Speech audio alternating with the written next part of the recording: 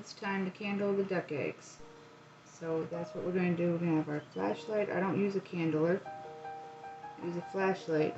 As long as it has a little indent in here, it'll go over the top of the egg. See? It'll fit over there. As long as it doesn't, the bulb doesn't bubble out. You know what I mean? And it indents, then it'll be a good candler. You don't have to spend that extra money on an egg candler. Works just fine. Alright, we gotta turn off the lights.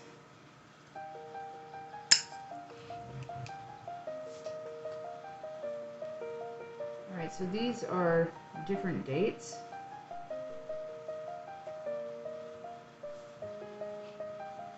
Let's see if I can. I'm sorry it's so bright. There. Now you can see the veins.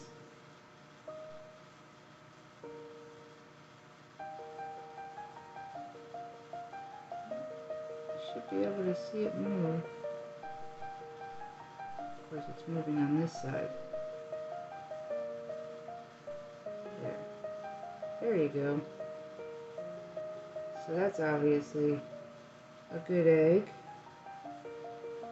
And this one goes on the hatching tray on the 28th. And all of these, if you can see, have zeros, O's. So I do the X's and the O's, and then I turn them. I turn them 2 to 3 times a day because I can fit. This incubator works really well for duck eggs. I think it's because it's plastic, but with the egg turner in it, I can only fit like 9 eggs in here. So we have a lot more than 9 eggs to incubate at a time. So that's not going to work. So I take the egg turner out and I can fit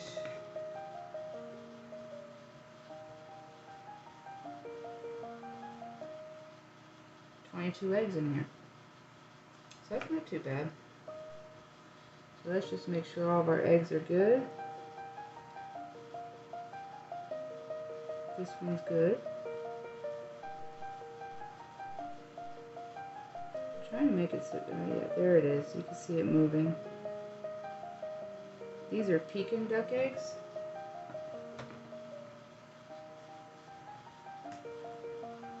And this one here is probably just starting to develop because it doesn't go on the tray until August 2nd. But even that one, you can see it moving. Isn't that so cool? This is my favorite part, just come in here, turn off the lights, and candle the eggs. Sorry, I didn't mean to blind you.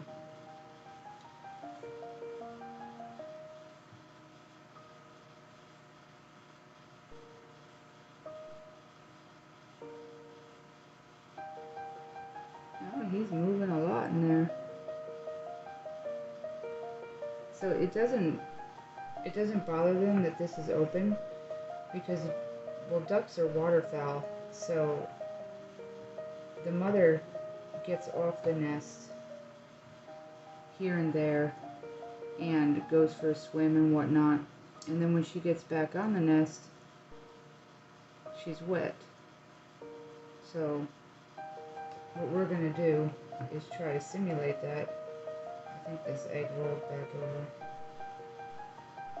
Because I came up, yeah. So what I do is I open this up 2 to 3 times a day. Turn them. The last time that I open it, I missed all the eggs and let them cool for about 10 to 15 minutes.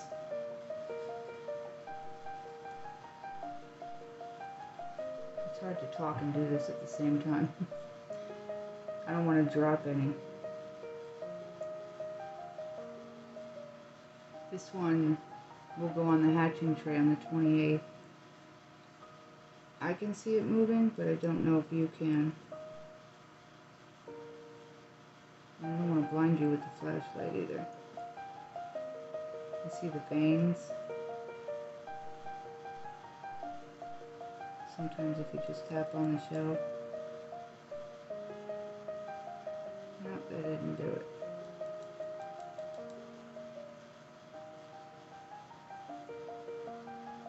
Well, he's definitely in there. I can see him.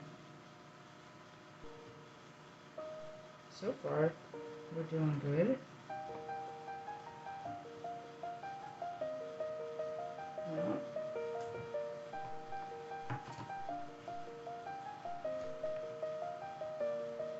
so this is, since I candle them more than I really need to, so I know that these eggs should all be good. And I don't do that with chicken eggs because you don't want to keep opening the incubator like that with chicken eggs. But with duck eggs, since you cool them off anyway, there's really no harm. I mean, you gotta turn them and cool them off anyway, so if you want to candle them at the same time, there's really no harm in that. And I just really like to see the development, so I candle them quite often. Oh, did you see that? You see it?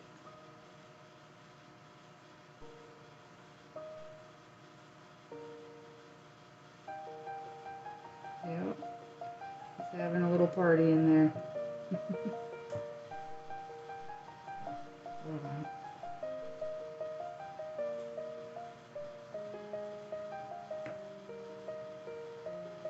So this incubator over here is also full of duck eggs, but I just put those in there. So we don't, for the first 7 to 10 days, I don't candle them, turn them, or mist them. Because there's no need for it, and they need that time to develop and get set, so no need to do that. So they just sit there for the first 7 to 10 days, and then after that,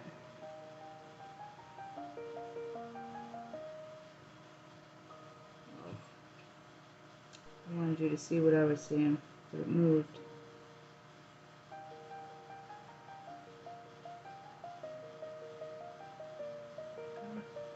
There it is.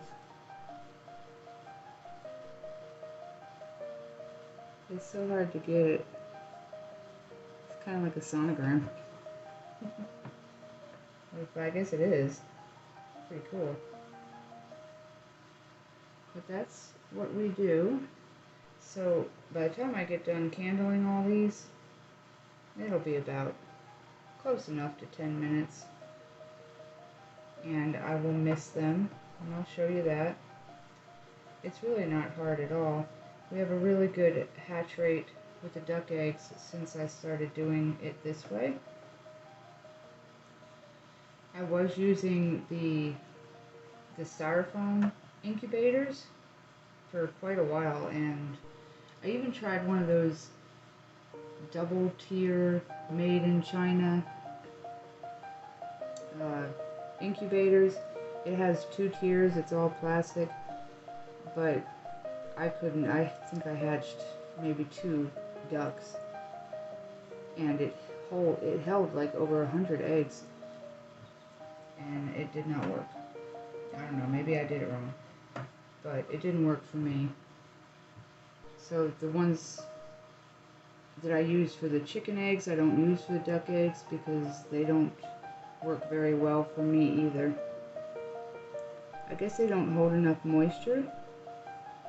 I'm not really sure. Maybe you just can't regulate it enough, or maybe I can't. But this is what works for me for duck eggs. For the chicken eggs, I do use these styrofoam incubators.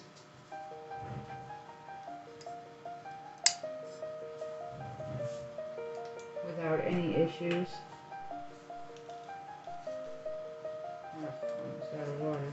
Alright, we'll fill it back up. So then you just mist them, so you let them cool for 10 to 15 minutes. while they're cooling, you can candle them. You don't have to candle them every single time, but you can. I just like to see the development all the time. And then put the lid back on, and then come back in the morning to turn. You don't let them cool and mist 3 times a day. You turn them 3 times a day. 1 time a day, you let them cool for 10 to 15 minutes and then mist them like I just did. And that's what works best while we're hatching our duck eggs. All these in here are Pekin ducks. In this one over here, which I'm not going to open up because it hasn't been 7 to 10 days and I don't open it before that, we have Cayuga and Pekin. We're thinking about adding another breed of duck, but that'll be in the future. Right now we have Cayugas and Pekins, but that is the candling. Hope you enjoyed. See you next time.